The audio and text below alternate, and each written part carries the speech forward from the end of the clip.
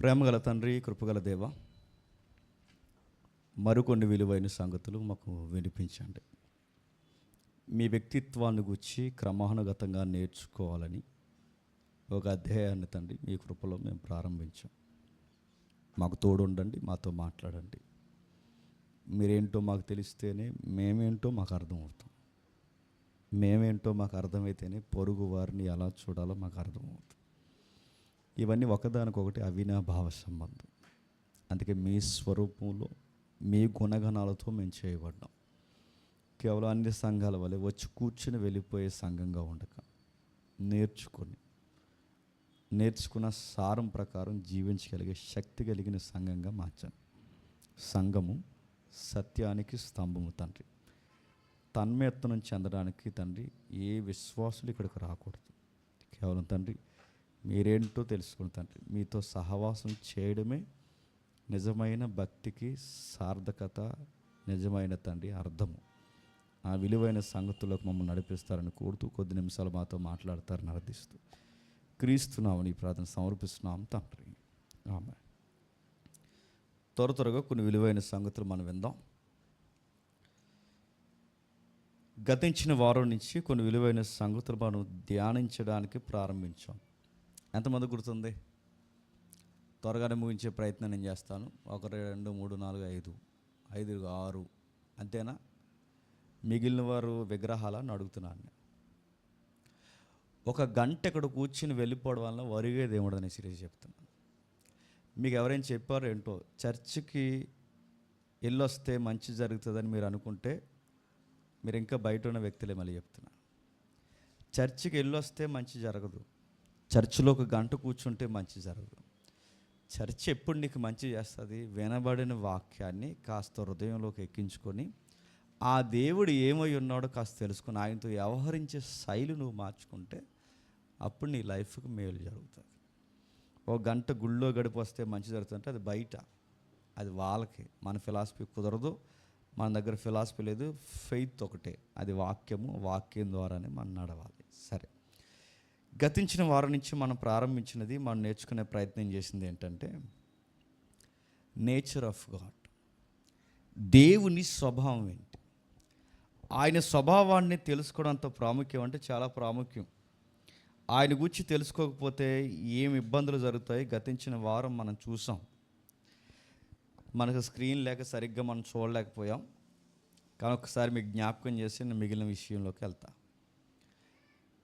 ఒక సహజమైన వ్యక్తికి దేవుడు తెలియకపోతే ఎంత ప్రమాదమో, దేవుణ్ణి తెలుసుకునే జాతిలో పుట్టిన ఒక వ్యక్తి దేవుణ్ణి తెలుసుకోకపోతే అతడికి జరిగిన నష్టం అతడితో పోలేదు, ప్రపంచానికి ఒక కుంపట తెచ్చిపెట్టాడు. అందులో మొదటి ఉదాహరణగా మనం చూసింది మనకు తెలుసు, జెఫ్రీ ఎప్స్టీన్. వాడు చేసిన ప్రమాదం అంతే ఎంత కాదు. ప్రెసిడెంట్లను కూర్చోబెట్టాడు, కింగ్స్ని కూర్చోబెట్టాడు, సైంటిస్ట్లను కూర్చోబెట్టాడు. ఎవరైతే ట్రెజరీని నడిపించే దేశానికి సంబంధించిన అకౌంటెంట్స్ ఎవరైతే ఉన్నారో వాళ్ళందరినీ కూర్చోబెట్టాడు. 1 2 వాడు చేసిన పన్నాగాలన్నీ కాదు, మొత్తం మీద ప్రపంచాన్ని తీసుకొచ్చి అలా పాపంలో కూర్చోబెట్టాడు. ఎందుకు అలా అంటే మనం కొన్ని వచనాలు మనం చూసాం. ఒక వ్యక్తికి దేవుడు తెలియకపోతే దేశంలోనట నీతి ఉండదట, దేశంలోనట న్యాయం ఉండదట. దేశంలో దేశ అధినేతల్లో నీతి న్యాయాలు రావాలి అంటే దేవుడు అంటే ఏంటో తెలియాలి. దేవుడు అంటే ఏంటో తెలియకపోతే దేశం స్థితిగతులు బాగోవు, లా అండ్ ఆర్డర్ బాగోదు, నీతి ఉండాల్సిన దగ్గర నీతి ఉండకపోవడానికి కారణం దేవుడు తెలియకపోవడం. దేవుడు తెలియకపోతే పరిస్థితులు ఎలా ఉంటాయి? చేయరాని కార్యాలు చేస్తూ మనుషులు భ్రష్ట స్వభావంలోకి జారిపోతారు. ఆ భ్రష్ట స్వభావంలోకి మనిషి జారిపోయినప్పుడు ఇంకా 1 2 కాదు, ఒక పెద్ద లిస్టే ఉంది. ఆ లిస్ట్ మనం చదవడానికి టైం లేదు. ఇంకా మనుషులు చేసే పన్నాగాలన్నీ ఇన్ని కాదు, నరహత్యలు, కలహాలు, ద్వేషాలు, తల్లిదండ్రులకు అవిధేయత. ఇక నెక్స్ట్ లెవెల్ ఏంటంటే ఇంకా మనిషిని ఊహించలేని వాడు, మరణానికి తగిన వాడే.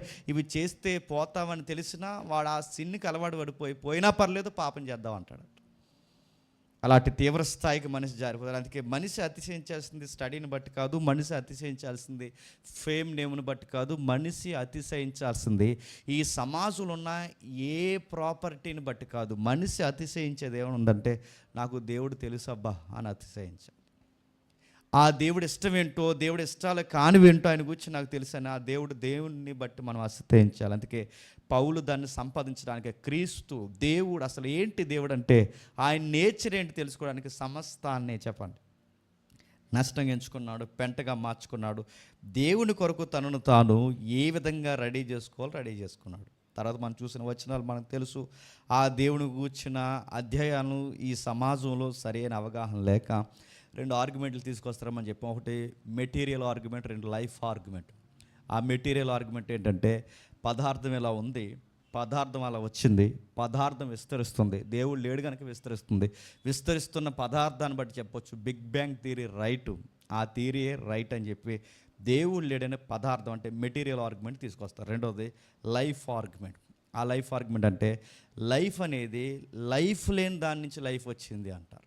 అంటే జీవం లేని దాని నుంచి జీవం వచ్చింది కనుక జీవం రావడానికి దేవుడు అవసరం లేదు. మానవుడు అన్నవాడు జీవం ఎలా ఉద్భవించిందంటే రకరకాల థీరీస్ ఉన్నాయి. ఒకడేమో శాప నుంచి వచ్చింది ప్రారంభ దశ అంటాడు, లేదు ఒకడు ఆయన అంటాడు కోతి నుంచి వచ్చింది అంటాడు, లేదు ఈ రెండింటిని కలిపి ఏమన్నాడంటే ముందే శాప, ఆ శాపలోంచి మరో ఆకారం, అంటే చేప కాదు సముద్రంలో ఒక జీవి, ఆ జీవి నుంచి మరో ఆకారం నుంచి ఆకారం, దానికి తర్వాత పెద్ద శాప, ఆ శాప నుంచి మళ్ళీ ఆ శాప అనుకోకుండా ముసలైపోయింది, అది మళ్ళీ ఒడ్డుకొచ్చింది. చూసారు లేదు ఎన్ని కథలు ఎంత బాగుంటాయో.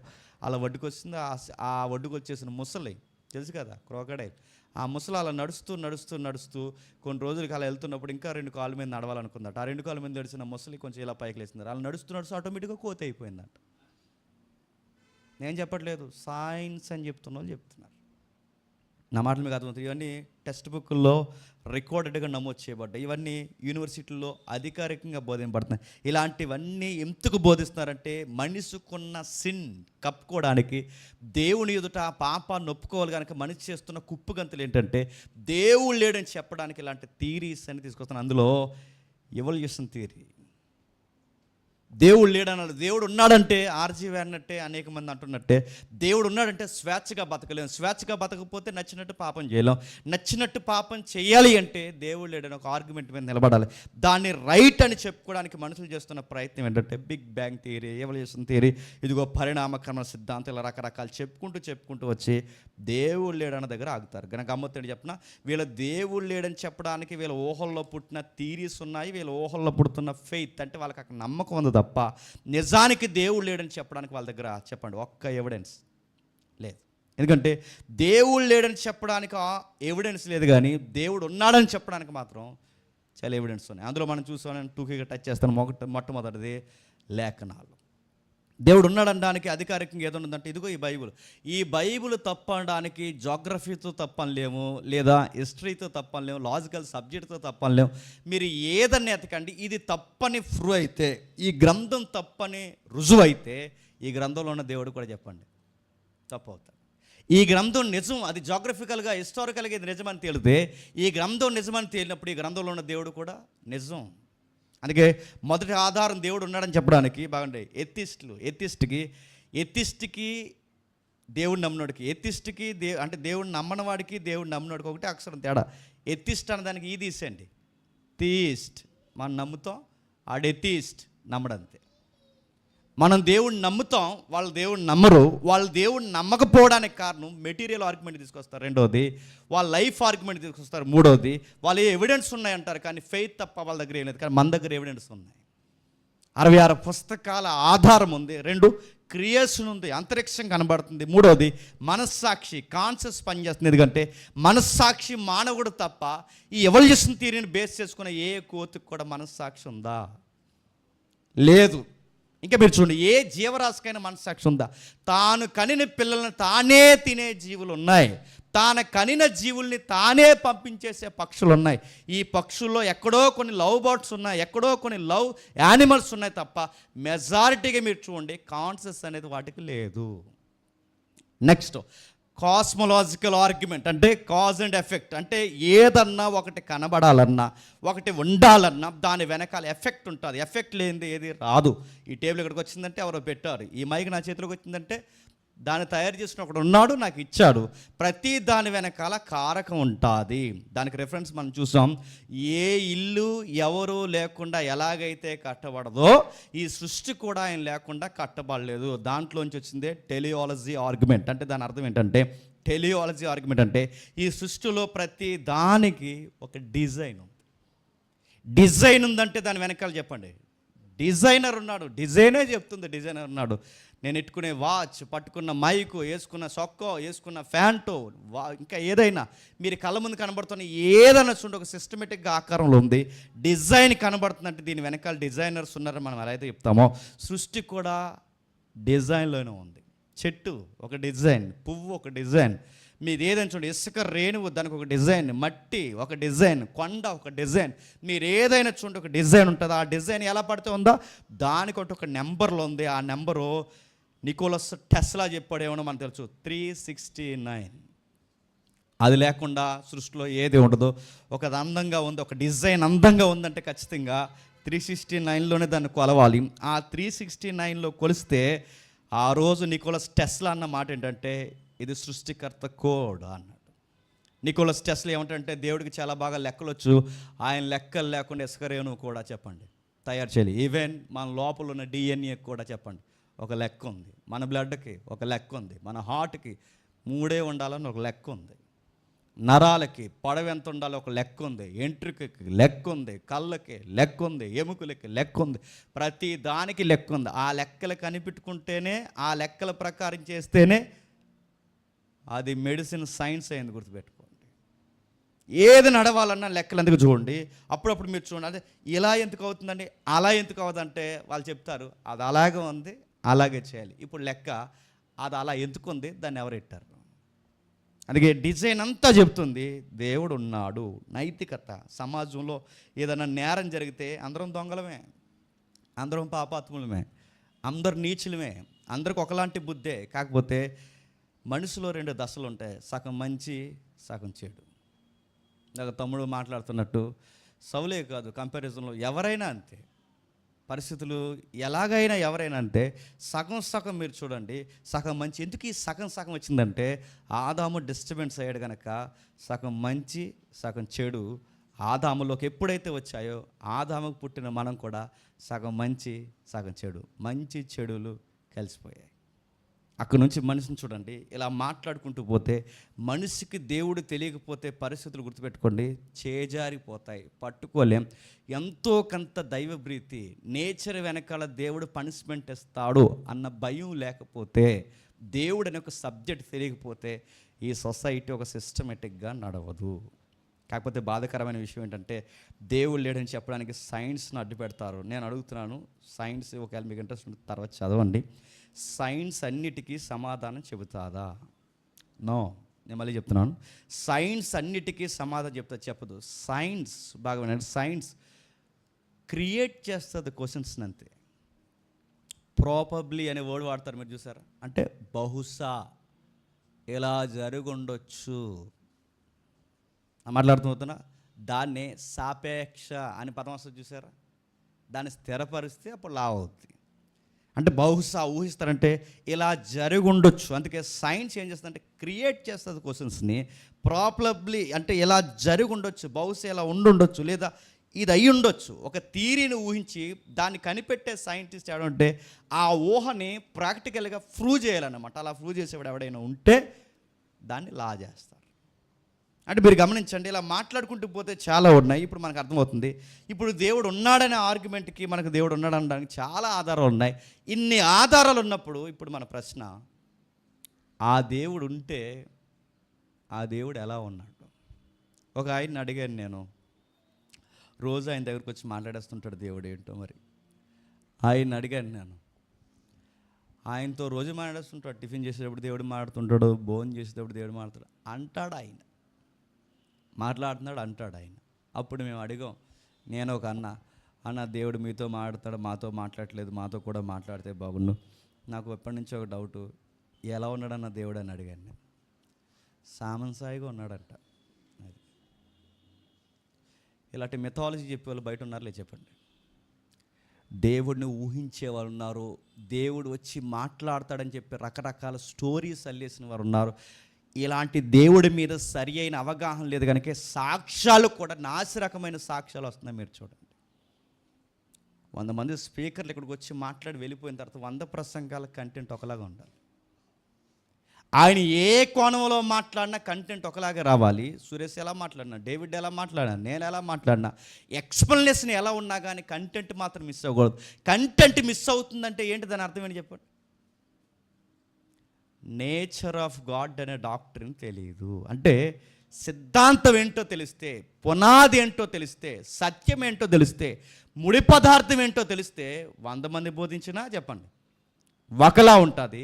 నీ సాక్ష్యం ఒకలాగా, అతని సాక్ష్యం ఒకలాగా, వీరి సాక్ష్యం ఒకలాగా, ఒక్కొక్కరి సాక్ష్యం ఒక్కొక్కలా మారిపోతుందంటే అందరికీ తెలియాల్సింది చెప్పండి. అసలు ప్రాపర్గా దేవుడు ఎలా ఉంటాడు ఎవరికి చెప్పండి తెలియట్లేదు. అందుకే తెలియబడని దేవుడు, తెలియని దేవుడు, ఊహలకందని దేవుడు ఎప్పుడో మరుగై ఉన్నాడు కనుక ఆ తెలియని దేవుడిని తెలుసుకోవడానికి చాలా ప్రయత్నాలు చేశారు. ఏథెన్స్లో కానీ సృష్టిలో కానీ చాలా ప్రయత్నాలు చేశారు. ఆ దేవుడే మానవుని అర్థం చేసుకుని నేను ఉంటాను రా అబ్బాయి అని చెప్పడానికి ఒక బుక్ ఇచ్చాడు.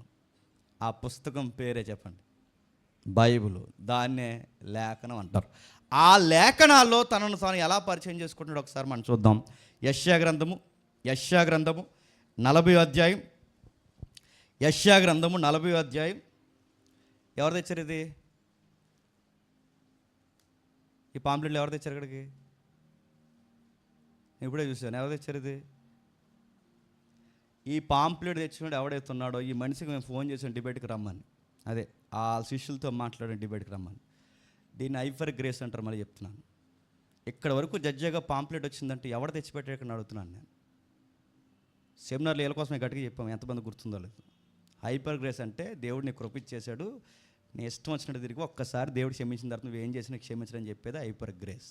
ఎవరు తెచ్చిపెట్టారు ఇక్కడ? అధ్యక్షులు చేసిన వాళ్ళు ఎవరైనా సరే ఇక్కడ ఏముంది ప్రాపర్గా చూడండి. ఎవరు తెచ్చారు ఇది? ఎవడైతే తెచ్చాడో అడిగి చెప్తున్నాను నేను. ఈ ఎవడైతే తెచ్చి ఇక్కడ పెట్టాడో ఈ ఫోన్ నెంబర్ ఫోన్ చేసి ఈరోజు జేమ్స్ మీ పాంప్లెట్ లైవ్లో చూపించాడు, డిబేట్ కంటే వస్తారా, మీ సిద్ధాంతాలని తప్పు అంటున్నాడని ఒకసారి ఆ మనిషికి ఫోన్ చేసి చెప్పండి. ఏమంటాడో తర్వాత వచ్చి పాంప్లెట్లు పంచండి.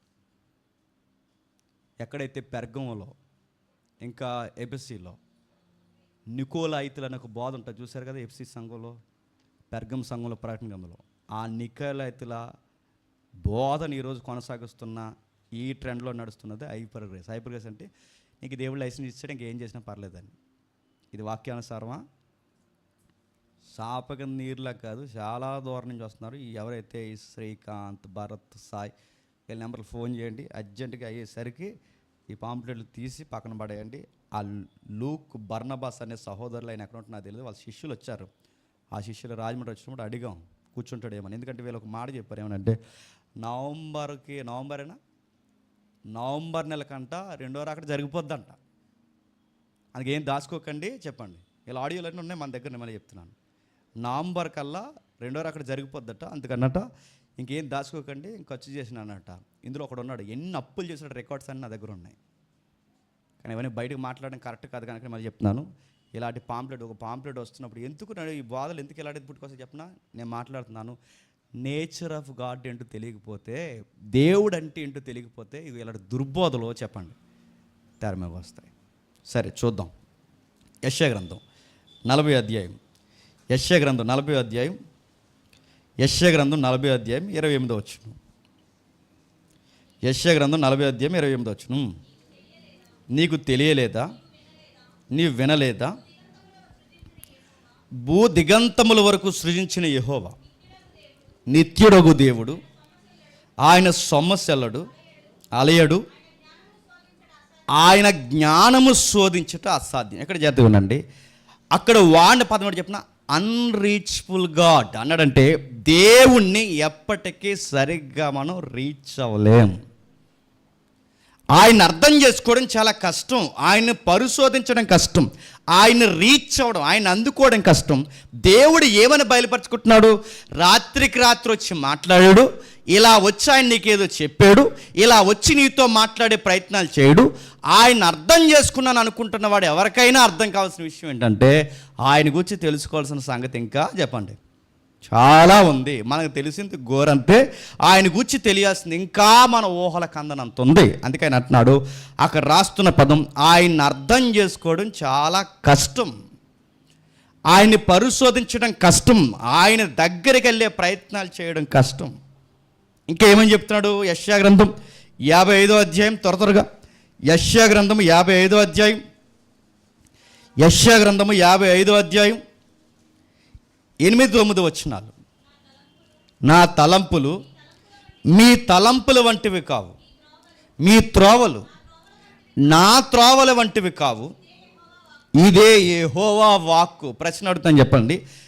దేవుడు తనను తాను పరిచయం చేసుకున్నప్పుడు ఏమని చేస్తున్నాడు చూడండి. మీరు వేరు, చెప్పండి. నేను వేరు. నేను సామన్ సాయిగా ఉన్నానా, తెల్లగా ఉన్నానా, పొడవుగా ఉన్నానా, అంగీ వేసుకున్నానా, లాంగ్ హెయిరా, ఈ ఇమేజ్లోకి మీరు వెళ్ళొద్దు. మీ ఊహల వేరు, నా తలంపులు వేరు. మీ ఆలోచన వేరు, నా ఆలోచన వేరు. ఒక మాట చెప్పాలంటే మనిషి వేరు, చెప్పండి, దేవుడు వేరు. ఇంకా రాస్తున్నారు చూడండి ఆ దేవుడు ఎలా ఉన్నాడో. 1 తిమోతి పత్రిక 1వ అధ్యాయం, 1 తిమోతి పత్రిక 1వ అధ్యాయం, ఈ రెఫరెన్స్ అన్ని ఎందుకో చూడండి. 1 తిమోతి పత్రిక 1వ అధ్యాయం 17వ వచనం. 1 తిమోతి పత్రిక 1వ అధ్యాయం 17వ వచనం.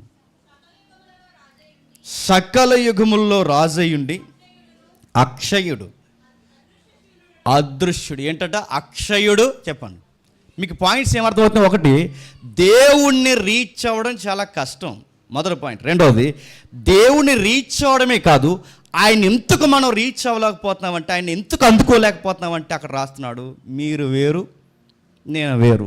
నేను మీలాటోడిని అయితే ఈరోజు కాకపోతే రేపైనా మీరు నన్ను అందుకోవచ్చు, కానీ మీరు వేరు, నేను వేరు. ఎలా ఉందంటే ఆకాశానికి భూమికి ఎంత వ్యత్యాసం ఉందో మీ థాట్స్కి, మీ ఆలోచనలకి నాకు చెప్పండి, అంత వ్యత్యాసం ఉంది. నన్ను అర్థం చేసుకోవడంలోనే మీకు ఇబ్బంది అయితే మూడో పాయింట్ చెప్తున్నాడు. నేను అర్థం కావడానికి నేను మెటీరియల్గా లేని ఎలా ఉన్నానంటే అదృశ్యం. అదృశ్యం అంటే నేను అడుగుతున్నాను. అదృశ్యం అంటే అప్పుడప్పుడు పోలుస్తారు, అంటే ఇంకే కౌంటర్ లేదా నా కౌంటర్ చెప్తుంటారు. అదృశ్యం అంటే ఎలా ఉంటుందంటే గాలి అంట అన్నాడు. నిజంగా ఇప్పుడు గాలి ఉంది, కనబడుతుందా? ఉంది, అది కనబడుతుందా? కనబడదు. దాన్ని ఎందుకు మనం చూడలేకపోతున్నామంటే మన కళ్ళతో చూడడానికి దానికి మెటీరియల్ లేదు, పదార్థం లేదు. పదార్థం లేదు కనుక అది కనబడుతుంది. గాలి ఎప్పుడు కనబడుతుంది అంటే అది ఏ దుమ్ము అనే పదార్థాన్ని జోడించుకుంటే అప్పుడు ఏమవుతుంది చెప్పండి. అంటే అది కనబడాలంటే అది ఏదో కూడా కప్పుకోవాలి. అది పదార్థాన్ని కానీ, నీటిని కానీ, ఆవిరిని కానీ, ఈటి కానీ, లైట్ కానీ ఏదో ఒకటి కప్పుకుంటే అది ఏమవుతుంది చెప్పండి. అప్పుడు మనకి ఏదో ఒక టెలిస్కోపులో అయినా కనిపిస్తుంది. అంటే అది ఏ మెటీరియల్ని ధరించుకోకపోతే ఎయిర్ కనిపిస్తుందా? ఆయన సృష్టించిన ఈ సృష్టిలో ఈ గాలే మనకు కనిపించకపోతే దేవుడు అంటున్నాడు, నేను అదృశ్యుడిని, మీకు కనబడను. అదృశ్యుడు అన్నాడా? మరో మాట అంటున్నాడు చూడండి. అదే తిమోతి పత్రిక 6వ అధ్యాయం 16వ వచనం. అదే తిమోతి పత్రిక 6వ అధ్యాయం 16వ వచనం. సమీపించరాని తేజస్సులో ఆయన మాత్రమే వసించుచు అమరత్వం గలవాడై ఉన్నాడు. సమీపింపరాని తేజస్సులో ఆయన మాత్రమే అమరత్వం. అమరత్వం అంటే ఆయన ఎప్పటికీ జీవించున్నాడు. ఇప్పుడు రెండవ మాట ఏంటంటే సమీపించలేం. ఆయన సృష్టించిన సూర్యుడి దగ్గరికి సమీపించలేం, ఆయనను చూడడానికి మనం సమీపించలేం. ఆయన దగ్గరికి ఎప్పటికీ ఈ మెటీరియల్ వాదంతో, అంటే ఈ పదార్థ శరీరంతో ఎప్పటికీ ఆయన రీచ్ అవ్వలేం. ఒకటి, ఆయన రీచ్ అవుదామని ప్రయత్నం చేసినా ఆయన మన కళ్ళకే చెప్పండి కనిపించడు. ఆయన ఎలా ఉన్నాడంటే అర్థం చేసుకోవడానికి అగోచరుడుగా ఉన్నాడు. రెండోది ఎలా ఉన్నాడంటే అంధనంత ఎత్తులో ఉన్నాడు. మూడోది ఎలా ఉన్నాడంటే భయంకరమైన వెలుగులో ఉన్నాడు. నాలుగోది ఎలా ఉన్నాడంటే ఆయన అమరత్వం కలిగి ఉన్నాడు. మనం అమరులం కాదు, చూస్తే చచ్చిపోతాం. మనకి చావు అనేదే లేదనుకోండి, అంటే చావం అంటే మనం ఎప్పటికీ చావు అనుకోండి. ఒకవేళ మెటీరియల్తో ఏదోలా ఆయన ఎదుర్కొనే ప్రయత్నం, ఏదోలా బహుశా ఏదోలా ఎదుర్కొనే ప్రయత్నం, కానీ మనం చాలా డెలికేటెడ్ పర్సనాలిటీస్ మనవి కాదా. ఇలా నడుస్తూ వెళ్తున్నాం, ఆ చెట్టు కొమ్మల మీద పడిపోయినాక చచ్చిపోతాం. ఇలా మాట్లాడుతూ నా గుండె అప్ అండ్ డౌన్ తేడా వచ్చిందనుకో, నా వాయిస్కి సరిగ్గా సరిపోక, నా మాట్లాడుతున్నప్పుడు నా బ్లడ్ ప్రెషర్ సరిగ్గా సరిపోతుంది, నా హార్ట్ చచ్చిపోతాను. చాలా డెలికేటెడ్ పర్సనాలిటీస్ మనవి కాదా. లేదని మేము డైలీ జిమ్ చేస్తాం అంటే జిమ్ చేస్తే లారీ ఎక్కిపోతూ ఉంటావా? లారీ గుద్దుతే పోతాం, చెట్టు కొమ్మ పడితే పోతాం, గట్టిగా మాట్లాడితే పోతాం, నీళ్ళు తాగుతున్నప్పుడు గుడక పట్టేస్తే పోతాం, తింటున్నప్పుడు ఇక్కడ గ్రంథులు ఉంటాయిగా ఆ గంతులు మూసేస్తే పోతాం. చిన్నపిల్ల కాదు, మనం పోతాం. చాలామంది కంగారుగా స్పీడ్ ఫోన్ చూసి తినే త్వరగా పోతావు. తింటున్నప్పుడు ముద్ద గ్యాప్ ఇచ్చి నీళ్ళు తాగకుండా జాగ్రత్తగా నవిలి ఎందుకు మింగమంటారంటే పోతావు. అది చెప్తున్నాను, పోతావు. కంగారు తిన్నామంటే పోతావు. ఇది పట్టేస్తుంది, అదే ఇది పట్టేస్తే ఎక్కడైతే కాదు, అన్నిటికీ లింక్ ఉంది, అక్కడ పోతావు. చిన్నపిల్లలు కాబట్టి ఇక్కడ ఆగిపోయిందంటే ఇలా ముందుకు తిరిగేసి కొడతావు.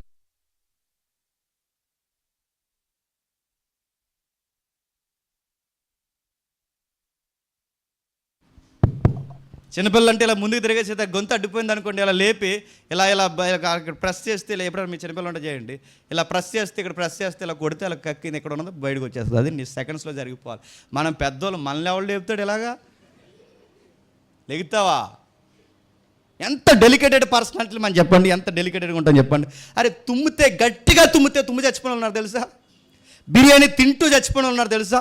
రోడ్డు మీద నడుస్తూ చనిపోయి ఉన్నారు, జిమ్ చేస్తూ చనిపోయారు, వాక్ చేస్తూ చనిపోయారు, నీళ్ళు తాగుతూ చనిపోయారు. ఇంత డెలికేట్ పర్సనాలిటీలు కూడా మనం అమరుడైన ఆయన్ని అంత మాత్రమే బతికే మనం వెళ్ళి ఆయన చూసేద్దామంటే కుదురుద్దా? ఆయన ప్రకాశానికే సగం పోతాం, గుర్తుపెట్టుకోండి. ఇంకేమంటున్నాడు దేవుడు? ఆయన డైరెక్ట్ స్టేట్మెంట్లు ఇచ్చాడు. మొదటి యోహాను పత్రిక 4వ అధ్యాయం 12వ వచనం. మొదటి యోహాను పత్రిక 4వ అధ్యాయం 12వ వచనం. ఏ మానవుడు దేవుణ్ణి ఎప్పుడూ చూడలేదు, ఏ మానవుడు ఎప్పుడూ దేవుణ్ణి చూడలేదు, ఏ మానవుడు ఎప్పుడూ దేవుని చూడలేదు. మీకు అర్థమవుతుంది లేదో? మన టైటిల్ మర్చిపోవద్దు, మన డాక్టరీని మీద మనం పెట్టుకున్న హెడ్లైన్ మర్చిపోవద్దు. మనం పరిశీలిస్తున్నది ఏంటంటే నేచర్ ఆఫ్ గాడ్. ఏంటి అసలు ఆయన ఎలా ఉంటాడు, ఆయన స్వభావం ఏంటి? ఆయన ఎలా ఉంటాడంటే అందనంత ఎత్తులో ఉంటాడు. ఆయన ఎలా ఉంటాడంటే అర్థం కాని స్థితిలో ఉంటాడు. ఆయన ఎలా ఉంటాడంటే అదృశ్యంగా ఉంటాడు. ఆయన ఎలా ఉంటాడంటే ఆయన సమీపింపరాని తేజస్సులో అమృతం కలిగి ఉంటాడు. ఆయన ఎలా ఉంటాడంటే మరణించిపోతున్న మనకి మన మరణాన్ని దాటి ఉంటాడు, అమరత్వం కలిగి ఉంటాడు. ఇక్కడ రాస్తున్నాడు, ఇంకా ఆయన ఎలా ఉంటాడంటే ఏ మానవుడు అగోచరుడైన ఆ దేవుడిని తెలుసుకోవడం చెప్పండి కష్టం. ఒకవేళ తెలుసుకునే ప్రయత్నం చేస్తే ఏమవుద్ది?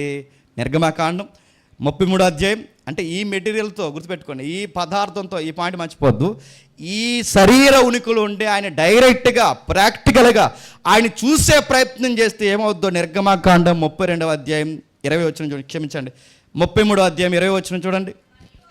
మరియు ఆయన, మోసెస్ నీవు నా ముఖము చూడజాలవు, ఏ నరుడు నన్ను చూసి బ్రతకడు, ఏ నరుడు నువ్వు నా ముఖం చూసే ప్రయత్నం చెయ్యొద్దు, ఏ మానవుడు, నువ్వే కాదు ఎవడైనా నన్ను చూస్తే బ్రతకడు. అక్కడ వరకు ఎందుకు? అలా బయటికి 10 నిమిషాలు ఆగకుండా డైరెక్ట్ సూర్యుని చూడండి, 10 మినిట్స్ అలా డైరెక్ట్ సూర్యుని కనురెప్పేయకుండా డైరెక్ట్గా సూర్యుని చూడండి. ఇంకా మేము చూడవు, నువ్వు మమ్మల్ని చూడవు, ఇంకా మేము కనబడం. ఎవరు అంటావు నువ్వు? అరే ఈ కనబడుతున్న వెలుగుని అలా 10 మినిట్స్ చూస్తేనే కష్టమవుతుంది, దాన్ని 1 గంట చూస్తే ఇంక అంతే సంగతులేక.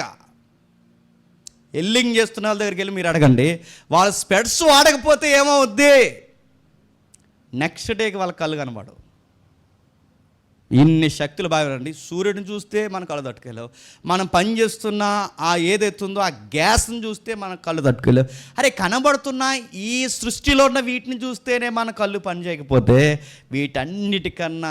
అన్నిటికన్నా గొప్ప శక్తి కలిగిన వెలుగులో వసిస్తున్నాడు. వసించడం అంటే ఆయన లైఫ్ కలిగి ఉన్నాడు, అంటే ఆయన వ్యక్తిత్వం కలిగి, జీవం కలిగి, అమరత్వం కలిగి, ఆయన వసిస్తూ వెలుగుతూ, ఆయన బగబగ ఒక ఊహల కందని వర్ణించలేని ఎగ్జాంపుల్ కూడా దొరకని అలాంటి స్థితిగతులు ఉన్న దేవుణ్ణి సింపుల్గా వచ్చేసి నాకు కనబడి నేను నమ్ముతానంటే ఎలా కనబడతాడు? నువ్వు నమ్మకపోయినా పర్లేదు, కానీ కనబడ మాత్రం అనకు, ఎందుకంటే నువ్వు కనబడవు మాకు. నువ్వు ఆయన్ని అర్థం చేసుకో. ఆయన్ని అర్థం చేసుకోవడానికి అంటే ఈ గాలిని ఎలా అనుభవిస్తున్నావో ఆయన అలా అనుభవించవచ్చు. అంటే ఇది కనబడదు కానీ దాన్ని అనుభవిస్తున్నాం, ఇది కనబడదు దాన్ని పిలుస్తున్నాం, ఇది కనబడదు దానివల్ల బతుకుతున్నాం, కానీ దేవుడు కనబడ్డు అనుభవిస్తాం, దేవుడు కనబడ్డు ఆయన వల్ల ఉనికి కలిగి బతుకుతాం, ఆయన కనబడ్డు ఆయన వల్ల లైఫ్లో భాగమేనంటే వ్యక్తిత్వం కలిగి జీవించే ప్రయత్నం చేస్తాం. ఆయన కనబడ్డు ఆయన అనుభవించగలం. అందుకే అంటున్నాడు, ఏ నరుడు మోసెస్ చూసే ప్రయత్నం చేయకు, ఒకవేళ నన్ను చూడాలని ఆశ నీకు ఎలా ఉంది కనుక ఆశగల ప్రాణాన్ని నేను తృప్తిపరుస్తున్నాను, నా మహిమను మాత్రం చూడు. మహిమ అంటే నాలో వేరొక యాంగిల్ ఉందా చూడు, నా ఫేస్ చూసే ప్రయత్నం మాత్రం చెప్పండి చెయ్యికి. మీకు అర్థమైపోయింది. ఇలా తీసుకుంటూ పోతే చాలా రెఫరెన్స్ ఉన్నాయి. దేవుడు ఎలా ఉన్నాడు, రీచ్ అవ్వడం కష్టం. దేవుడు ఎలా ఉన్నాడు, మనకు వేరుగా మనలా లేడు. దేవుడు ఎలా ఉన్నాడు, ఆయన మాట్లాడుకుంటూ పోతే అదృశ్యుడిగా ఉన్నాడు. దేవుడు ఎలా ఉన్నాడు, అమరత్వం కలిగి ఉన్నాడు. దేవుడు ఎలా ఉన్నాడు, చూడలేని శక్తి కలిగిన వాడు ఉన్నాడు. దేవుడు ఎలా ఉన్నాడు, చూస్తే చనిపోతామనే స్థితిగతులు ఉన్నాడు. ఇప్పుడు బాగానండి, ఇలాంటి లక్షణాలు కలిగిన దేవుడిని మరి అర్థం చేసుకోవడం ఎలాగా? అవదు ఎప్పటికీ. ఈ అవని తెగని ఇలాంటి వ్యక్తిత్వం కలిగిన దేవుణ్ణి అర్థం చేసుకోవడం కష్టం కనుకే ఆ దేవుణ్ణి అర్థం చేయించడానికే చెప్పండి, దేవుడే బాగా సింగులర్లో మాట్లాడుతున్నాను, కన్ఫ్యూజ్ అయిపోకండి. ఆ దేవుణ్ణి అర్థం చేసుకోవడానికి దేవుడే, దేవుళ్ళో దేవుడే వ్యక్తిగా భూమి మీదకి వచ్చి దేవుడు అంటే ఇది అని చెప్పాల్సి వచ్చింది. ఎంత బాగా రాశారు చూడండి బైబిల్లో. కొలసీలకు రాసిన పత్రిక 1వ అధ్యాయం, కొలసీలకు రాసిన పత్రిక 1వ అధ్యాయం 15వ వచనం. కొలసీలకు రాసిన పత్రిక 1వ అధ్యాయం 15వ వచనం. ఆయన అదృశ్య దేవుని స్వరూపి సర్వ సృష్టికి ఆది సంభూతుడై ఉన్నాడు. ఏలయనగా ఆకాశమందున్నవి భూమి యందున్నవి అదృశ్యమైనవి కానీ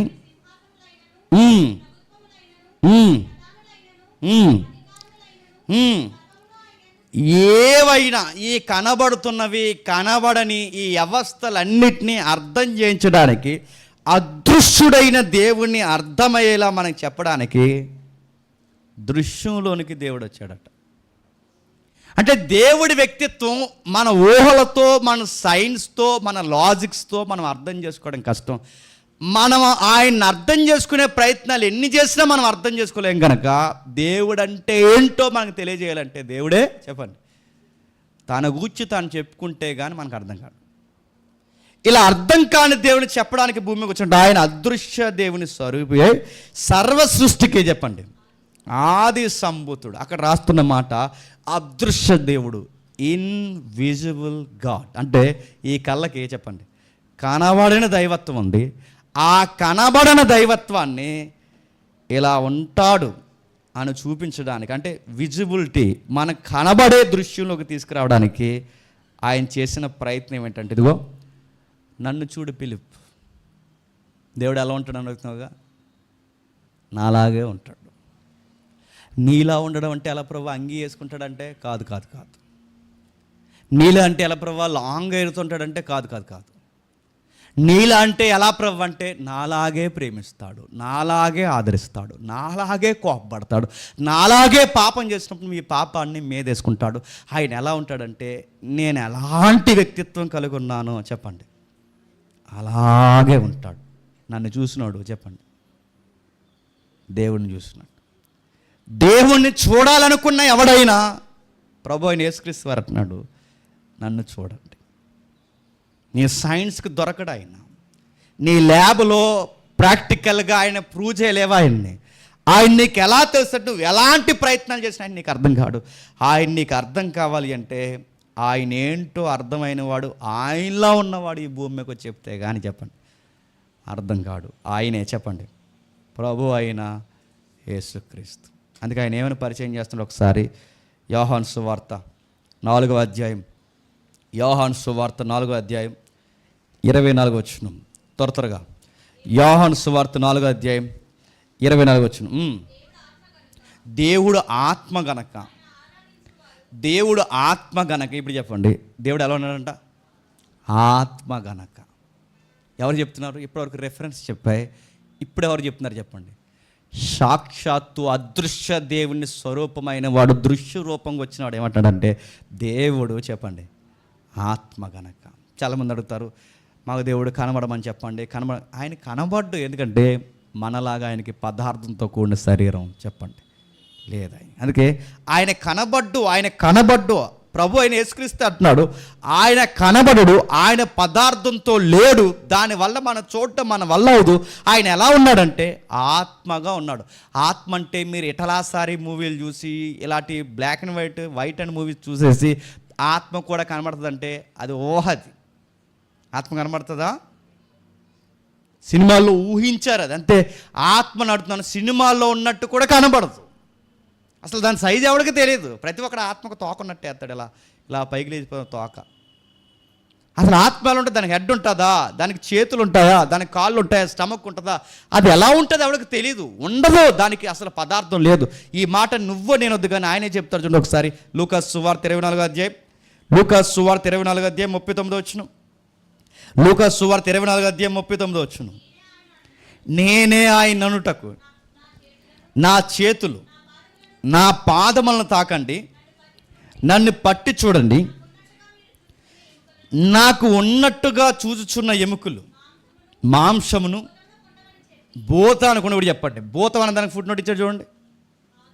ఆత్మ. ఇప్పుడు చెప్పండి, ఆత్మకి ఏముండవు చెప్పండి, ఏముండవు చెప్పండి.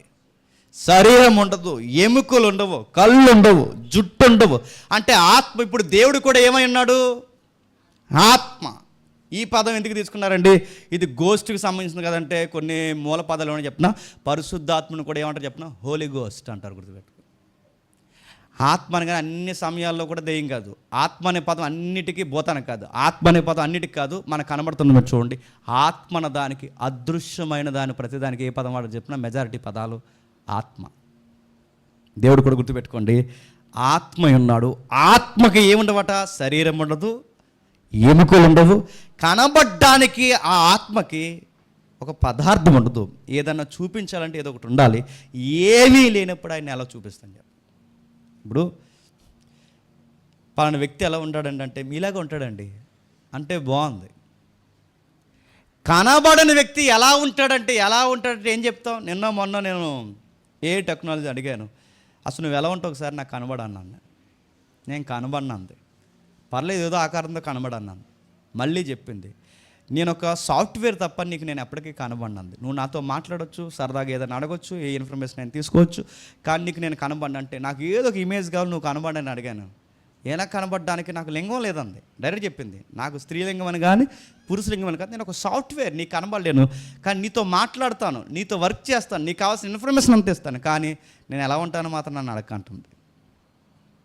ఆ మాట మీకు అర్థమవుతుందంటే మనం తయారు చేసుకున్న వాటికి రూపం ఎక్స్పోజ్ చేయలేకపోతున్నాం. ఎలా ఉంటుందంటే నువ్వే క్రియేట్ చేసుకోవాలి. నాకు ఈ ఏఐ నాకు ఏదో అలా ఉండాలని నువ్వు ఊహించుకుని ఏదో ఇమేజ్ పెట్టుకుంటే సరే నువ్వు ఇలా కంటిన్యూ అవ్వంటుంది తప్ప ఒరిజినల్ ఏంటో చెప్పండి, మనకు తెలియదు. అందుకే దేవుడు కూడా ఆయన అదృశ్యుడు, ఆత్మ ఉన్నాడు, ఆయనకి శరీరం లేదు. కానీ ఇది లేనంత మాత్రాన దేవుడు లేడని కాదు. ఇది మీకు అర్థమైతే నేను ముగించే ప్రయత్నం చేస్తాను. ప్రశ్న, దేవుడు ఎలా ఉన్నాడంటే ఇప్పుడు ఉన్న రెఫరెన్స్ని బట్టి, ఎగ్జాంపుల్స్ని బట్టి మీరు చెప్పండి. ఆయన ఎలా ఉన్నాడంటే శక్తిగా ఉన్నాడు. ఆయన ఎలా ఉన్నాడంటే ఆత్మగా ఉన్నాడు. ఆయన ఎలా ఉన్నాడంటే శక్తిగా ఉన్నాడు. ఇప్పుడు ప్రశ్న, ఆయన ఆత్మగా శక్తిగా ఉంటే శక్తికి వ్యక్తిత్వం ఉంటుందా? ఉందని బైబిల్ చెబుతుంది. ఆయన శక్తిగా ఉన్నప్పుడు అంటే ఒక పవర్గా ఉన్నప్పుడు, ఇన్విజిబుల్ ఫోర్స్గా ఉన్నప్పుడు ఆయనకి వ్యక్తిత్వం అంటే నైతికత అంటే ఆయనకి నేచర్ ఉందా? ఉంది.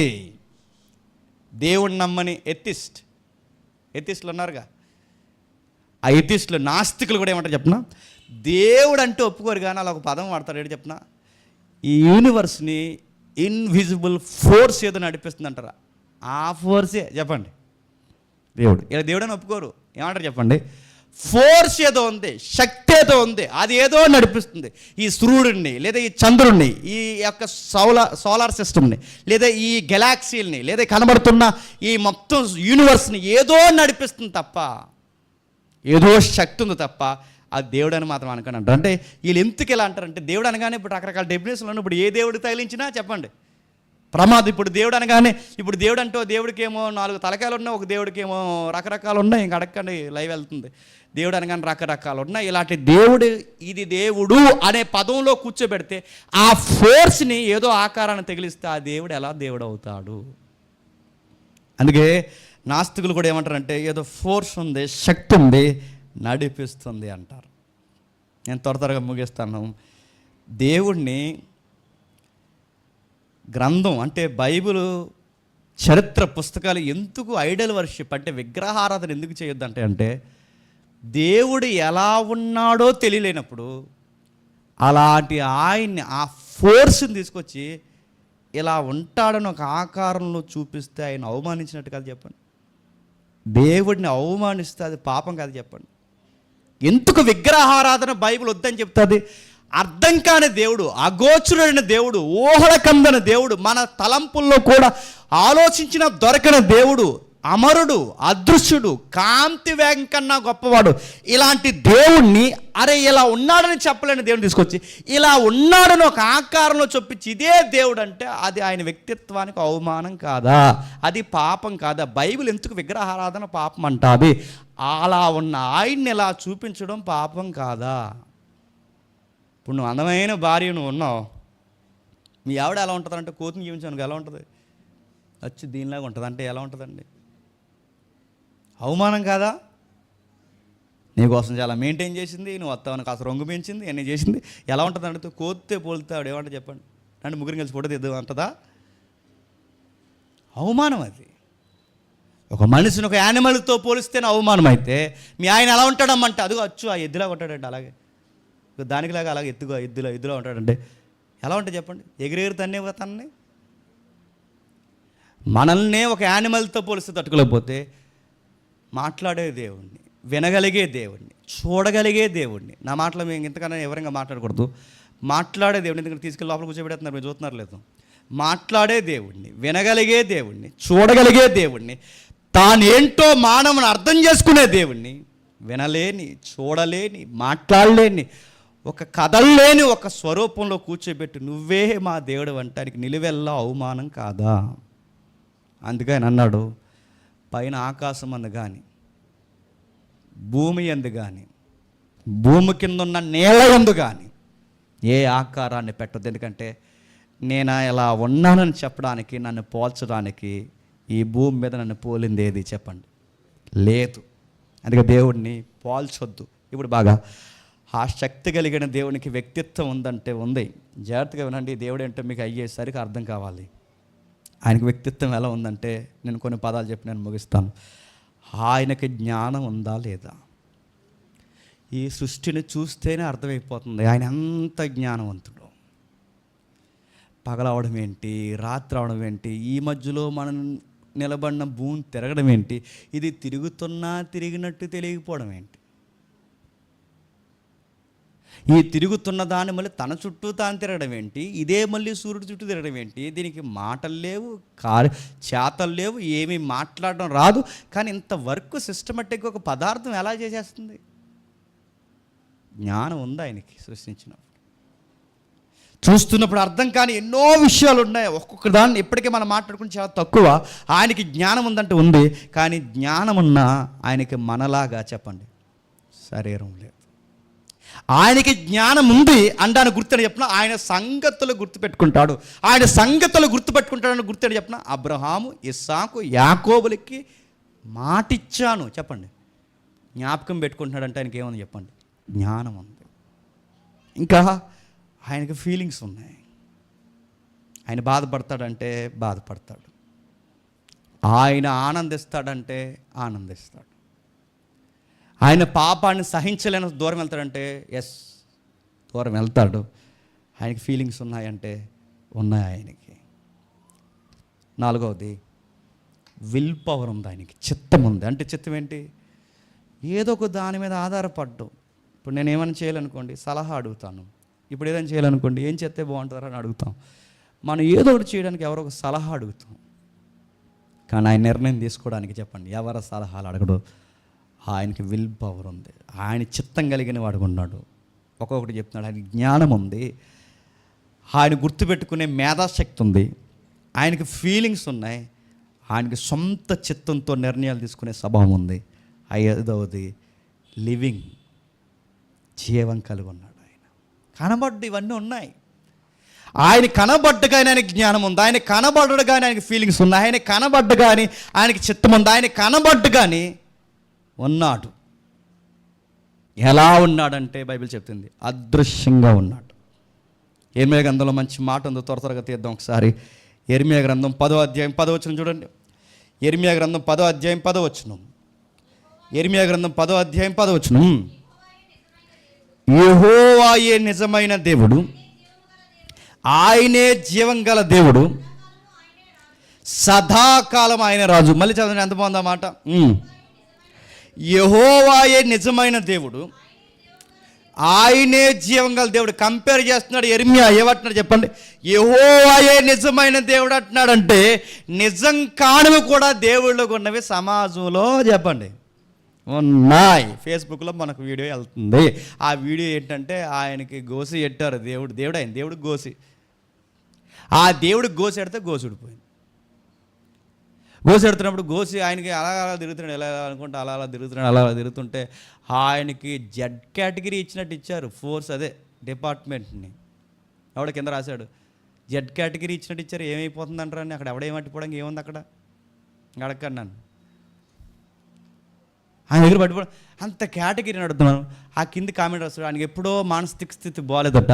మానసిక స్థితి బాగాలేని కూడా ఈ సమాజం ఏం చేసింది చెప్పండి? దేవుడిని చేసింది. తమిళనాడులో ఒక ఆవిడద్ది ఇలా బాదుకుంటూ తిరుగుతుంది, ఇలా కొట్టుకుంటూ తిరుగుతుంది, ఇలా సాంగ్ గారుతుంది. నైట్ వేసుకుంటుంది, నైట్ మీద డ్రెస్ వేసుకుంటుంది, డ్రెస్ మీద కోట్ వేసుకుంటుంది, కోటి మీద ఇంకో నైట్ వేసుకుంటుంది. పిచ్చిది ఏదేదో వేసుకుంటుంది. ఆ వేసుకున్నది టీ ఇస్తే ఆ టీ సగం దాగి మీద వేసుకుంటుంది. ఆ మీద వేసిన కప్పు ఖాళీ కప్పు అలా పడేస్తే ఆ మొహం గడవదు, ఏముండదు, స్నానం చేయదు. అలాంటి పాసి కప్పు పక్కన పడేస్తే ఆ కప్పు తీసుకుని BMW కారుని దిగి ఆ కప్పు తీసుకుని తాగేసి మహాప్రసాదం అన్నారు. ఈ సమాజంలో చాలా దేవుళ్ళు ఉన్నారు. అందుకే అంటున్నాడు ఈ సమాజంలో దేవుళ్ళగా ఉన్నవారు మానవుల్లో చాలామంది ఉన్నారు. వీళ్ళు ఎప్పటికీ జీవం కలిగి ఉంటారు. ఒకరోజు వీళ్ళ జీవం ఏమవుతుంది చెప్పండి? ఆరిపోద్ది, ఆగిపోద్ది. ఈ సమాజంలో ఎవరినైనా దేవుడు అన్నాడంటే వాడు ఎవర్ లాస్టింగ్ లైఫ్లో ఉండాలి. ఉంటాడా? ఉంటామన్నారు, కప్పేటేశారు, ఇంకా లేగలేదు. ఎవరన్నా అడగండి. కప్పెట్టేశారంటే బాగోదని దానికి పేరెట్టారు. ఏమని? మహాసమాధి చెప్పండి, సజీవ సమాధి చెప్పండి. ఇంకా ఏ అన్నారంటే ఇంకా మేము లోపల బతికుంటాం, అప్పుడప్పుడు చూసి వెళ్ళండి. చూశారు, లేరు బతికి. చెట్ల కింద కప్పించుకున్న వాళ్ళు ఉన్నారు, ఎవరైనా అడగండి. పుట్ల కింద కప్పించుకున్న ఉన్నారు, ఎవరైనా అడగండి. రాత్రి కింద కప్పించుకున్న వాళ్ళు ఉన్నారు, ఎవరైనా అడగండి. మీరు స్టడీ చేయండి. ఈ సమాజంలో జీవం కలిగిన దేవుడు అని చెప్పుకున్న వారు ఆ జీవం అంతలోనే ఆగిపోయింది, ఆవిరైపోయింది. ఇవి కూడా కొన్ని ఆకారాలు జీవం కలిగిన దేవుళ్ళు అంటారు. ఏం జీవం ఉంది? మొన్న ఒక ఆయన దేవుడికి గుళ్ళో ఏసీ పెట్టారు. ఏసీ పెడితే దేవుడికి సలేహేస్తుందని దుప్పటి కప్పేవాడు ఒక ఆయన. చూస్తున్నారు లేదు వీడియోలు? దేవుడికి సలేహేస్తాను అన్నవాడు నువ్వు కప్పితే కానీ కప్పుకోలేకపోతున్నాడు అంటే దేవుడు అవుతాడా? నువ్వే బట్టలు వేస్తావు, నువ్వే దుప్పటి కప్పేస్తావు, నువ్వే ఏసీ ఎడతావు. మళ్ళీ అంటున్నాడు ఏసీ ఆపేయమంటావు అంటున్నాడు. నేను ఆపుకుంటాను లేరా అనాలి. నేను అడుగుతున్నాను, నీ అన్నీ చూస్తుంటే అరే ఇలా ఎలా ప్రవర్తిస్తున్నారు, అరే వీటితో మెటీరియల్తో దేవుడు అని ఎలా అంటున్నారు, అరే మనుషులు ఆవిరైపోయే మనుషులు దేవుడు ఎలా అంటున్నారంటే వీటన్నిటికీ డైరెక్ట్ క్వశ్చన్కి డైరెక్ట్ ఆన్సర్ ఒకటే. వీళ్ళకి నేచర్ ఆఫ్ గాడ్ అంటే ఏంటో చెప్పండి, తెలియదు. దేవుడు అంటే ఏంటో తెలిస్తే ఈ పనులు చేయరు. వీళ్ళకి దేవుడు అంటే ఏంటో తెలియట్లేదు కనుక చెప్పండి కనబడిన ప్రతిదాన్ని ఏం చేశారు చెప్పండి? దేవుణ్ణి చేశారు. అందుకే దేవుడు అపవిత్రపడ్డాడు. దేవుడు ఎందుకు అపవిత్రపడతాడు? ఎవరైనా ఏటని అడగండి నన్ను. ఎందుకంటే మన దేవుడిని ఎన్ని తిట్టినా అన్నవాడు వారు మాత్రం మీద వాళ్ళ మీద మాత్రం ఏ చర్యలు తీసుకోరు. కానీ మన దేవుడి నేచర్ కోసం మాట్లాడితే మాత్రం తీసుకెళ్ళి జైల్లో కూర్చోబెట్టేస్తాం. ఎవరు ఏటని అడగండి. కానీ ఇప్పుడు వెళ్ళి జైలుకి పోయి కూర్చున్న వాళ్ళు కాస్త భయపడి మేము దేవుడిని ఎరగమని అంటారేమో, కానీ మనలాంటి వాళ్ళకి మాత్రం తగులుకున్నారే అనుకోండి, ఇంకా రగడే. ఇంకా ఏమవుతుంది చెప్పండి? సావనైనా చచ్చిపోయి ఉరుతాడని ఎక్కేస్తాం, కానీ ఈ దేవుడిని మాత్రం తక్కువ చేస్తాం చెప్పండి. నేను అనుకుంటాను దానియేలు కాలం లాంటి కాలం రావాలండి. అగ్నిలో పడేసాడు, సింహాల భూమిలో వేసాడు చెప్పండి, మొలకంపల మీద నడిపించాడు. ఇలాంటివన్నీ వస్తే అప్పుడు ఎంతమంది వస్తారో చర్చికి? సరే, దేవుడు అదృశ్యుడు, జ్ఞానం ఉంది, ఫీలింగ్స్ ఉన్నాయి, ఆయనకి చిత్తం ఉంది. ఇక్కడ మనకు కనబడుతుంది జీవం కలిగి ఉన్నాడు. ఆయన చూస్తాడు, కోపిస్తాడు, ఆయన మాట్లాడతాడు. ఇంకేటి చెప్పిన ఆయన వింటాడు. ఇంకేటి చెప్పిన మన ఆకారాన్ని అబ్జర్వ్ చేస్తాడు, ఆయనకు ఆకారం లేకపోయినా. 2వ దినవృత్తాంతాలు 16వ అధ్యాయం 2వ దినవృత్తాంతాలు 16వ అధ్యాయం 2వ దినవృత్తాంతాలు 16వ అధ్యాయం 9వ వచనం. 2వ దినవృత్తాంతాలు 16వ అధ్యాయం 9వ వచనం. తన ఎడల యథార్థ హృదయం కలిగిన వారిని బలపరచుటకై యెహోవా కనుదృష్టి గమ్మత్తని చెప్పిన ఆయనకి కన్ను లేదు, కానీ ఆయన కనుదృష్టి ఉంది. ఆయనకి చెవి లేదు, కానీ వినికుడు ఉంది. ఆయనకు నోరు లేదు, చెప్పండి, ఆయనకు స్వరం ఉంది. ఆయన మనలా కనబడడు, కానీ ఆయనకి ఫీలింగ్స్ ఉన్నాయి. ఆయన కనుదృష్టి లోకమంతా చూస్తుందంట. ఇంకా అపోస్తల కార్యములు 14వ అధ్యాయం 17వ వచనం. అపోస్తల కార్యములు ముగిద్దాం. 14వ అధ్యాయం 17వ వచనం. అయినను ఆయన ఆకాశము నుండి వర్షమును ఫలవంతమైన ఋతువులను దయచేయచ్చు, ఆహారం అనుగ్రహించుచు, ఉల్లాసముతో మీ హృదయములను నింపుతూ మేలు చేటు చేత తన గురించి సాక్ష్యము లేకుండా చేయలేదు. ఇప్పుడు చెప్పండి, దేవుడు ఉన్నాడనడానికి సాక్ష్యం ఏంటి? వీచే గాలి, పండే పంట, తిరుగుతున్న భూమి, కనబడుతున్న సూర్యుడు, మనం జీవం కలిగి సంతోషంగా 3 పూటలు తిని బతుకుతున్నామే. ఈ లైఫ్ మనం బతకగలుగుతున్నామంటే మన చేతుల్లో లేని సిస్టమ్ నడిపిస్తున్నవాడు ఎవడో ఉన్నాడని చెప్పడానికి ఆయన ఆధారం లేకుండా ఏది వట్టిగా వదిలే లేదు. ఆధారం ఉంది. నువ్వు తింటున్న తిండి నీకు ఆధారం, పీలుస్తున్న గాలి నీకు ఆధారం, నడుస్తున్న భూమి నీకు ఆధారం. ఇవన్నీ నీ చేతుల్లో నడుస్తున్నాయా? విత్తనాలు వేసి వచ్చేస్తావు అంతే. నువ్వు పండించగలవా? నువ్వు దిగుబడి తేగలవా? చచ్చిన విత్తనానికి మళ్ళీ ఒక శరీరాన్ని నువ్వు ఇవ్వగలవా? గాలి ఇక్కడ తగ్గిపోయింది అక్కడికి వెళ్ళవా అని చెప్పగలవా? ఫ్యాన్ ఎట్టగలవా? అంతే. ఏమని చేయగలవా? మనం ఏం చేయలేం. నడుపుతున్నాను, ఏమీ చేయలేం. ఏసీ పెట్టుకుని వేడి గాలిని చల్లగాలి చేయడానికి ఏసీ పెట్టుకోగలం తప్ప నువ్వు మెటీరియల్ ఉన్న గాలిని తీసుకుని దాన్ని చల్లగంటే ఆ వేడి గాలిలోనే ఉన్న చల్లదాన్ని లాక్కోగలవు తప్ప ఏ గాలినైనా నువ్వు ఏదన్నా చేయగలవా? అందుకే అపోస్తులు ఆర్గ్యుమెంట్ చేస్తూ బోధించారు. ఏమని చెప్పిన ఆయన ఉన్నాడు అనడానికి మనం బతుకున్నామంటే ఆయన ఉన్నాడు. మనం ఎలా బతుకుతున్నాం? గాలి వల్ల బతుకుతున్నాం, వర్షం వల్ల బతుకుతున్నాం, భూమి వల్ల బతుకుతున్నాం. ఇవన్నీ తిరిగి ఇంత సిస్టమేటిక్గా నడుస్తున్నాయంటే సిస్టమ్ ఉందంటే సిస్టమ్ ఫామ్ చేసినాడు కూడా చెప్పండి ఉన్నాడు. అలా ఎంత బాగా ఎక్స్పోజ్ చేస్తున్నారు చూడండి దేవుణ్ణి. ఇంకా 94వ కీర్తన 11వ వచనం. 94వ కీర్తన 11వ వచనం. 94వ కీర్తన 11వ వచనం. నరుల ఆలోచన వ్యర్థములనియు యెహోవాకు తెలుసున్నది. యెహోవా నరుల ఆలోచనలు వ్యర్థము. వీళ్ళు ఎప్పుడు ఏ నిర్ణయం తీసుకున్న ఒక రోజు ఆ ఆలోచనలు ఫెయిల్యూర్ అవుతాయి. ఎందుకు చెప్పండి? మన ఆలోచన కొన్నిసార్లు ఎందుకు ఫెయిల్యూర్ అవుతాయి చెప్పండి? ఎందుకు అవుతాయి చెప్పిన? ఇలా నిర్ణయం తీసుకుంటే అలా మంచి జరుగుతుంది అనుకుని తీసుకుంటాం. అంటే మనకు భవిష్యత్తు తెలియదు కనుక మంచి జరుగుతుంది అనుకుని ఇలా వస్తాం. కానీ ఈ రూట్లో వెళ్తే పని అవదన్న సంగతి తెలియకే నిర్ణయం తీసుకుని ముందుకెళ్ళాక ఫెయిల్యూర్ అయిపోయి అనవసరంగా ఇలా వచ్చాంట అనుకుంటాం. కానీ నరుల ఆలోచనలు చాలాసార్లు ఏమవుతాయి చెప్పండి? ఫెయిల్యూర్ అవుతాయి. కానీ దేవుడు ఒక నిర్ణయం తీసుకుంటే అది ఫెయిల్యూర్ అవుతుంది. ఎందుకు చెప్పిన? ఆయనకి రేపు ఏం జరుగుతుందో చెప్పండి ముందే తెలుసు కనుక ఈరోజు ఏం నిర్ణయం తీసుకోవాలి ఆయనకి ముందే తెలుసు.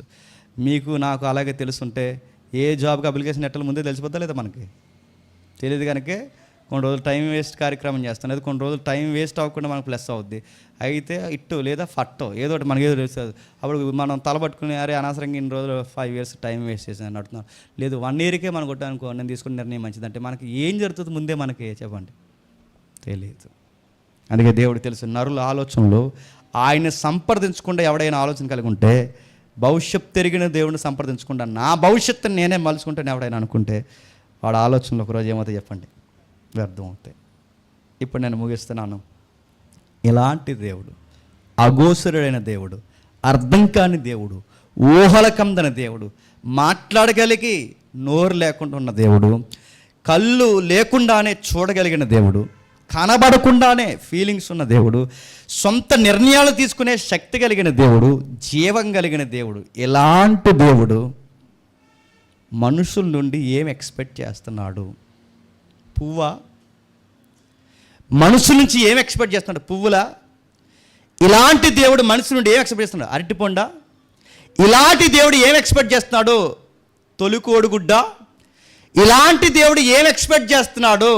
నేను అడుగుతున్నాను, నువ్వు వేసే చిల్లరా? ఇలాంటి దేవుడు అరటిపొండా? ఇలాంటి దేవుడు నువ్వు పెట్టేది ఏం ఎక్స్పెక్ట్ చేస్తాడు? ఇలాంటి మన ఊహలకు అందన దేవుడు మన నుంచి ఆయన ఎక్స్పెక్ట్ చేసేది ఏంటి? నువ్వు పెట్టే క్యాండిల్ కొవ్వొత్తా? నువ్వు పెట్టే భోజనాలా లేదా చీరలా? ఏం ఎక్స్పెక్ట్ చేస్తున్నాడు ఆయన? ఏం ఎక్స్పెక్ట్ చేస్తున్నాడు? పువ్వులు కాదు, కాయలు కాదు, అరే క్యాండిల్స్ కాదు, నువ్వు ఇచ్చే 10 వంతులు కోడిగుడ్లు అంటున్నావు, ఇవి కాదు.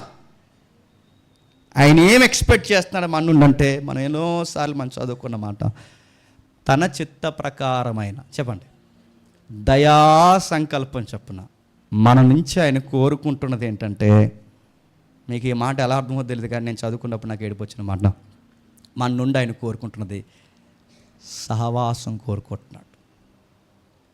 నిజానికి మన సహవాసం లేకపోతే నేను ఉండలేననే ఫీలింగ్ ఆయనకి బాగా, నేను ఉండలేను, బతకలేననే వ్యక్తిత్వం కలిగిన వాడు ఏం కాదు. కానీ ఆయన మనం లేకుండా ఉండగలడు, మనం లేకుండా జీవించగలడు, మనం లేకుండా ఉనికి కలిగి ఉండగలడు. కానీ అలాంటి ఆయన అన్నీ ఉన్నవాడు, ఏమీ తీసిపోనివాడు.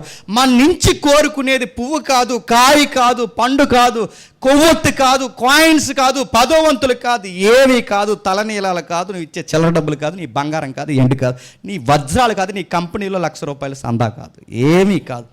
నేను నా నుండి కోరుకున్నది ఏంటంటే సహవాసం, ఫెలోషిప్ కావాలి.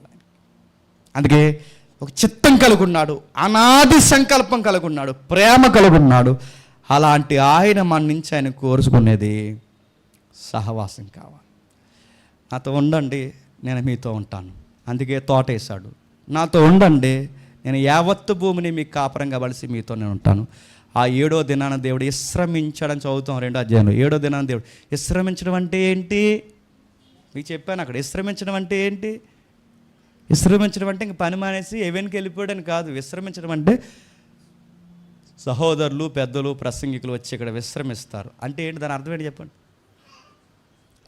ఇక్కడ కూర్చుంటాడు, రైట్ వర్డ్ చెప్పిన సెటిల్ అవుతాడు. సహోదరులు అయ్యగారు వచ్చి ఏదికి అలంకరిస్తారు అంటే ఏంటి?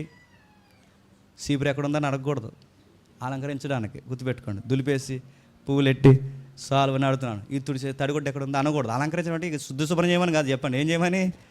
వచ్చి కూర్చోమని. అలంకరణ అంటే మీరు కూర్చోవడమే అలంకరణ.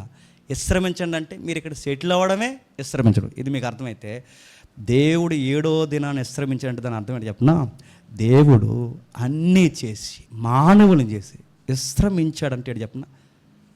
మనతో కలిసి ఉండాలనుకుంటున్నాడు. అంత గొప్ప దేవుడు, ఊహలకందన దేవుడు మన నుంచి ఆయన ఎక్స్పెక్ట్ చేస్తున్నది నాతో నీతో ఉండాలనుకుంటున్నాడు. ఆయన ఫీల్ అప్పుడప్పుడు బైబిల్లో బయటెట్టాడు, ఎక్కడ 2-3 నా నామాన కూడుకుంటారో అక్కడికి నేను వచ్చేస్తా అన్నాడు. ఆయన కోసం మాట్లాడుకోవడం ఆయనకి కావాలి, ఆయన నామాన్ని జపించడం ఆయనకి కావాలి. ఎందుకు నీకు కావాలి ప్రభు అంటే, నాకు ఇష్టం మీతో ఉండడం అంటే నాకు ఇష్టం, నేను మీతో సహవాసం చేయడం అంటే నాకు ఇష్టం. అందుకే మన కోసం ఆలోచిస్తాడు, మన కోసం బాధ కలిగి ఉంటాడు, మనతో సహవాసం కోరుకుంటున్నాడు కనుక మన మీద కోపపడతాడు. మనం పాపం చేసినప్పుడు, తప్పు చేసినప్పుడు మనం సరేంత వరకు కూడా మనం కొడతాడు, తిడతాడు, మనల్ని ఎంతగా రుద్దాలి అంత రుద్దాడు. ఎందుకు నా మీద ఎంత ఇంట్రెస్ట్ నీకంటే చెప్పండి, నాతో ఉండాలనుకుంటున్నాడు. రేపొద్దున ఈ సృష్టి అంతా మడత పెట్టి మొత్తం నాశనం చేసిన తర్వాత నెక్స్ట్ ఏంటంటే ప్రకటన గ్రంథం అడగండి. ఇంటికి వెళ్ళిన తర్వాత ఇదంతా భూమి నాశనం అయిపోద్ది, సూర్యుడు నాశనం అయిపోతాడు. ఇవన్నీ అయిపోయిన తర్వాత ఏంటి ప్రభు నెక్స్ట్ నీ డెసిషన్ ఏంటని అడిగితే ఆయన చెప్పింది అని చెప్పిన, ఒక సిటీ ఫామ్ చేస్తున్నాడట, దాని పేరు జెరూసలేం. ఈ జెరూసలేం కాదు, పరలోకపు యెరూషలేం అనే పట్టణాన్ని రెడీ చేస్తున్నాడట. ఆ పట్టణం దగ్గర మనం వెళ్ళం కదా, పట్టణాన్ని దించుతాడట. ఆ పట్టణంలోకి నిన్ను నన్ను తీసుకెళ్తాడట. ఆ సిటీలో తీసుకెళ్ళడమే కాదు, నీతో నాతో చెప్పండి సదాకాలము చెప్పండి. ఇదంటే ఎంత ప్రాజెక్ట్ అంతా, ఈ చరిత్ర, ఈ సైన్స్, ఈ ఎవిడెన్స్, ఈ సృష్టి, ఆదాము అవ్వలు, రేపొద్దున్న ఇదంతా దేనికి ప్రభు అంటే ఇలా కంటెంట్ మీడితో వచ్చేదాడు చెప్పనా, నీతో నాతో ఉండాలనుకుంటున్నాడు అంతే. ఎందుకు ఉండాలనుకుంటున్నాడు? ఒంటరిగా ఉన్నాడని కాదు. ఎందుకు ఉండాలనుకుంటున్నాడు? మనం లేకపోతే ఉండలేక కాదు. ఎందుకు ఉండాలనుకుంటున్నాడంటే ఆయన అనుకున్నాడు, ఉండాలనుకున్నాడు, ఉంటాడంతే. అది ఎలా అంటే అది ముందుకు వెళ్ళే కొలది అర్థమవుతుంది. ఒక రిఫరెన్స్ చూసి త్వరగా ముగిద్దాం. ఇలా ఉన్న దేవుడు గురించి ఒక 2 మాటలు ఉన్నాయి. ద్వితీయోపదేశకాండం 4వ అధ్యాయం, క్షమించండి 6వ అధ్యాయం 4వ వచనం. ద్వితీయోపదేశకాండం 6వ అధ్యాయం 4వ వచనం. ద్వితీయోపదేశకాండం 6వ అధ్యాయం 4వ వచనం. ఇశ్రాయేలు వినుము, మన దేవుడైన యెహోవా అద్వితీయుడు, ద్వితీయ లేనివాడు, అద్వితీయుడు. ద్వితీయ అంటే చెప్పండి, ఈయనలాంటి భావనండి. ద్వితీయ అంటే మరో దేవుడు ఈ సృష్టిలో చెప్పండి లేడు. మన దేవుడు ఏమన్నాడు చెప్పండి? అద్వితీయుడు అంటే చెప్పండి, ఒక్కడే, ఆయన లాంటోడు చెప్పండి, ఇంకెవరు లేరు. యెషయా గ్రంథం 44వ అధ్యాయం 6వ వచనం. యెషయా గ్రంథం 44వ అధ్యాయం 6వ వచనం. యెషయా గ్రంథం 44వ అధ్యాయం 6వ వచనం. ఇశ్రాయేలు రాజు అయిన యెహోవా, ఆయన విమోచనకు సైన్యములకు అధిపతి యెహోవా ఎలాగూ సెలవిచ్చుచున్నాడు, నేను మొదటివాడు, కడపటివాడును, నేను తప్ప వేరొక దేవుడు లేడు. కన్ఫ్యూజ్ అయిపోకండి, ల్యాండ్ అవుతున్నాం, ముగిద్దాం. ఇప్పుడు చెప్పండి, అదృశ్యంగా ఉన్నాడు, ఊహలకు అంతకంటే ఉన్నాడు, కనబడకన్నా దూరంలో వినబడే స్థితిగతులు కలిగిన వాడుగా ఉన్నాడు, చూడగలిగే స్థితిగతులు కలిగిన వాడు ఉన్నాడు, శక్తి కలిగిన వాడుగా ఉన్నాడు. ఆయన్ని ఎలా చూడొద్దు అంటున్నాడంటే, నా దగ్గరికి మీరు సహవాసం కోసం రండి తప్ప ఆపద మొక్కు దేవుళ్ళ మాత్రం నా దగ్గరికి రాకండి. ఎందుకంటే ఆపద మొక్కులు చాలా బయట ఉన్నాయి. కానీ దేవుడు మనం ఏం చూస్తాం చెప్పిన, ఈ ఒక్క ఎగ్జామ్ పాస్ చేసే ప్రభు అంటే మరి తర్వాత ఏం చేస్తావు? జాబ్ కూడా వేసి గూరు మీద తిరుగుతావు, అంతే కదా. ఇది నేను అడుగుతున్నాను, సెల్ఫీస్గా అనిపిస్తుంది అంటే ఆయన దగ్గరికి వచ్చినప్పుడు. ఆయనేమో మనతో ఉండాలనుకుంటున్నాడు, మనం ఏం అడుగుతాం? దగ్గరికి వెళ్ళి నిలబడిన తర్వాత జాబ్ ఇవ్వే అన్నామంట.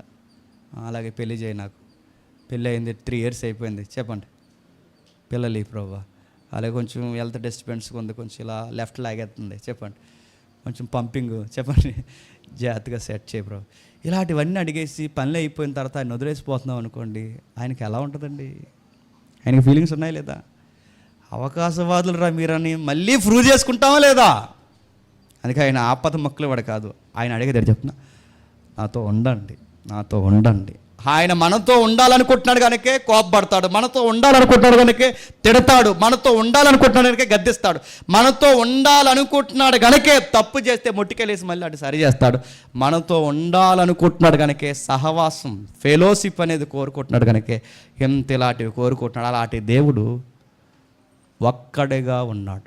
క్రిస్టియన్ ఫెయిత్లో, బైబిల్ ఫెయిత్లో బహుళత్వం కలిగిన బాగానండి, బహుళత్వపు దేవతలను మనం నమ్మట్లేదు, ఒకే దైవత్వం కలిగిన దేవుడిని మనం నమ్ముతున్నాం. కొంచెం కష్టంగా ఉండవచ్చు, ఎందుకంటే ఇది సిద్ధాంతం కదా. బహుళత్వం కలిగిన దేవుడిని మనం నమ్మట్లేదు, కానీ ఒకే వ్యక్తిత్వం కలిగిన దేవుడిని మనం నమ్ముతున్నాం. ఆ దేవుడు ఒక్కడు ఉన్నాడు. అలాంటి దేవుడు ఈ 3 లోకాలు అంటారో 7 లోకాలు అంటారు, ఎన్ని లోకాలు అంటారు, నెక్స్ట్ ఎన్ని పరిశీలించుకోండి. మాకు బైబిల్ 3 విశ్వాలని చెప్పింది. ఈ 3 యూనివర్స్లో ఎక్కడ తిరిగినా ఆయన తప్ప వేరొక దేవుడు చెప్పండి లేడు. ఇప్పుడు ప్రశ్న నెక్స్ట్ వీక్కి, మరి దేవుడు ఒక్కడే అయితే తండ్రి ఎవరు? దేవుడు ఒక్కడే అయితే చెప్పండి కుమారుడు ఎవరు? దేవుడు ఒక్కడే అయితే పరిశుద్ధాత్ముడు ఎవరు? ఈ ముఖ్యాంశాలు చెప్పండి వచ్చేవారు. అలానే ఉండండి. మోకాలు వేయగలిగిన వారు మోకాలు వేయండి, మోకాలు లేని వారు లేచి నిలబడండి. మనకి ఇవ్వబడిన నిబంధన వాక్యాన్ని చదువుకుంటూ ఇలాంటి ఉన్నతమైన దేవుడు మనతో సహవాసం కోరుతున్నాడన్న ఒక్క పాయింట్ నీకు అర్థమైతే, ఆయన్ని ఏమన్నా అడుగుతావో లేదా ఆయన దగ్గరకు వచ్చి నివసిస్తానంటావో, ఒక్కసారి ఈ ప్రార్థనలో ఒప్పుకో. ఆయనకి చెప్పు, ప్రభువా అవసరాలకే నేను చూస్తున్నాను తప్ప నీ ఆశ ఏమై ఉందో నాకు అర్థం కావట్లేదు.